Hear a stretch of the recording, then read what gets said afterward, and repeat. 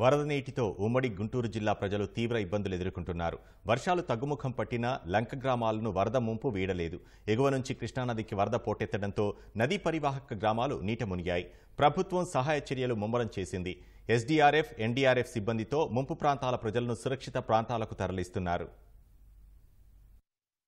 గుంటూరు జిల్లాలోనూ వరద ప్రభావంతో ప్రజల కష్టాలు రెట్టింపయ్యాయి. కృష్ణానది కరకట్టలు బలహీనంగా ఉన్న ప్రాంతాల్లో అధికారులు మరమ్మతులు చేస్తున్నారు. కరకట్టలకు గండ్లు పడకుండా ఇసుక బస్తాలు, కంకర వేసి రక్షణ చర్యలు చేపట్టారు. కృష్ణానదికి వస్తోన్న వరదతో తీర ప్రాంత ప్రజలను అప్రమత్తం చేశామని మంత్రి మనోహర్ తెలిపారు. గుంటూరు జిల్లా కొల్లిపర మండలం పిడమర్రు సమీపంలో కరకట్ట బలహీనంగా ఉన్న ప్రాంతాలను మంత్రి పరిశీలించారు. మొత్తం 12 చోట్ల కరకట్టలు బలహీనంగా ఉన్నట్లు తెలిపారు. కరకట్టలను కాపాడటంతో పాటు ప్రాణనష్టం జరగకుండా చూడటమే ప్రభుత్వ ధ్యేయమని మనోహర్ అన్నారు. కృష్ణానది వరద పరిస్థితులు అదుపులోనే ఉన్నాయని జలవనరుల శాఖ మంత్రి నిమ్మల రామానాయుడు అన్నారు. కరకట్టపై ఉన్న మంతెన సత్యనారాయణరాజు ప్రకృతి వైద్యశాల వద్ద ఏర్పడ్డ నీటి లీకేజీని మంత్రి పరిశీలించారు. ప్రకృతి ఆశ్రమంలో చికిత్స పొందుతున్న వారిని తాళ్ల సహాయంతో కిందకు దించి ఆశ్రమాన్ని ఖాళీ చేయించారు.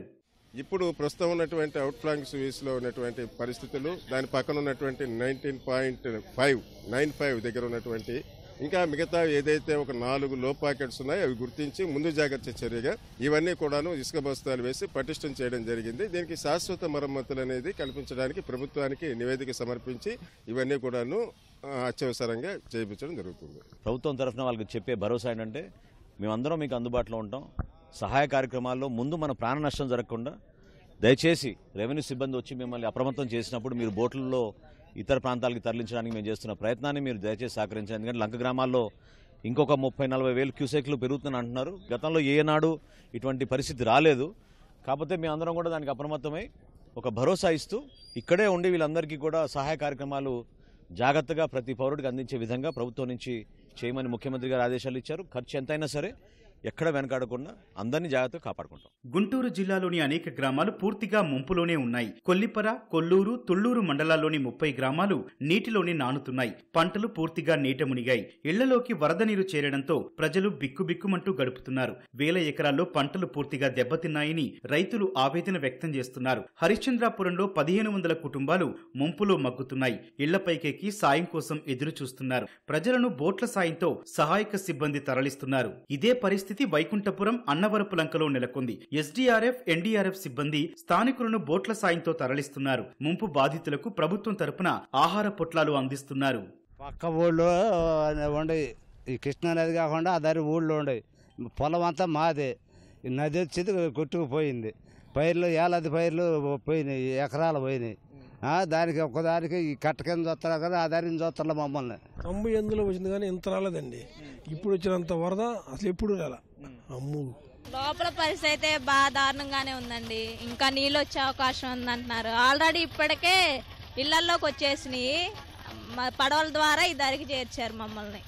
అంటే అంతగా రాదేమోలే అనుకున్నాము, కానీ తెల్లారేపాటికి ఇంకా పైన ఉధృత బాగా ఎక్కువ అయ్యేపాటికి బాగా వదిలేశారంట. ఇంకా వస్తాయి అని చెప్పి అంటున్నారు.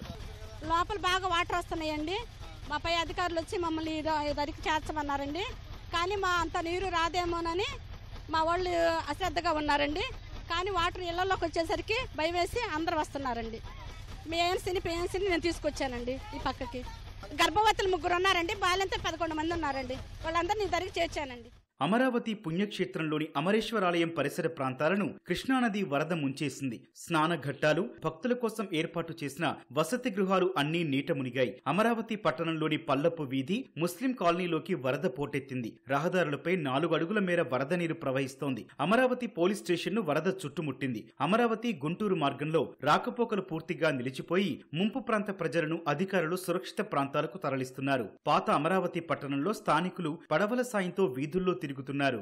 గుంటూరు రూరల్ మండలంలో ముంపు బాధితులకు ప్రతిపాడు ఎమ్మెల్యే బూర్ల రామాంజనేయులు నిత్యావసర సరుకులు పంపిణీ చేశారు. భారీ వర్షం కారణంగా నిలిచిపోయిన వరద నీటిని జేసీబీ సాయంతో దారి మళ్లించారు. తాడేపల్లిలోని మహానాడు ప్రాంతం నీట మునిగింది. స్థానికులు భయం గుప్పెట్లో గడుపుతున్నారు. ఇళ్లలోకి వరద నీరు చేరడంతో అవస్థలు పడుతున్నారు. ఓ ఇంట్లో చిక్కుకున్న బాలింతను మంగళగిరి సీఐ వినోద్ కుమార్ స్థానిక తెలుగుదేశం నాయకుల సాయంతో సురక్షిత ప్రాంతానికి తరలించారు. పల్నాడు జిల్లా దాచేపల్లి మండలం కేసానుపల్లి గ్రామంలో పత్తి, మిరప పంటలు నీట మునిగాయి. మండలంలోని అనేక గ్రామాలు పంట పొలాల్లో వర్షపు నీరు నిలిచిపోయింది. అమరావతి ధరణికోటలో ముంపు బాధితులను పెదకూరపాడు ఎమ్మెల్యే భాష్యం ప్రవీణ్ పరామర్శించారు. బాధితులకు అండగా ఉండి ఆదుకుంటామని భరోసా ఇచ్చారు. వరద ఉధృతి తగ్గిన తర్వాత అధికారులతో సమీక్ష నిర్వహించి పంట నష్టాన్ని అంచనా వేస్తామన్నారు.